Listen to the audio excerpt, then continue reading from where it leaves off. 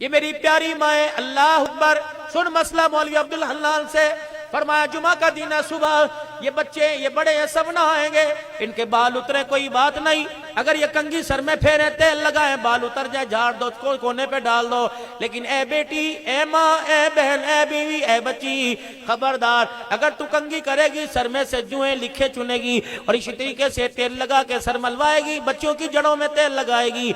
अगर बालिग बच्ची, छोटी बच्ची के बाल उतरे, या तो उनको आपस के अंदर लपेट कर किसी दीवार के सुराख में सूट दे, या तेरे घर के अंदर कच्चे फर्श है तो गड़ा खोद के दफना दे।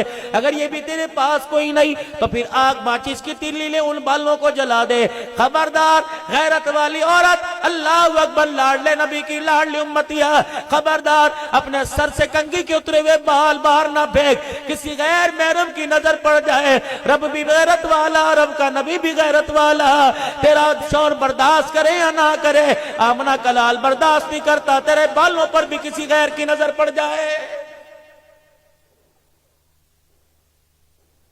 मौलवी साहब गल्लां पुरानियां हो गईयां, दौर ते वेखो केड़ा जा रहा है। कल को ये बेटे बाप बेटे के सर में जूते मारेंगे, कह देना दौर क्यों दुआ कराते हो।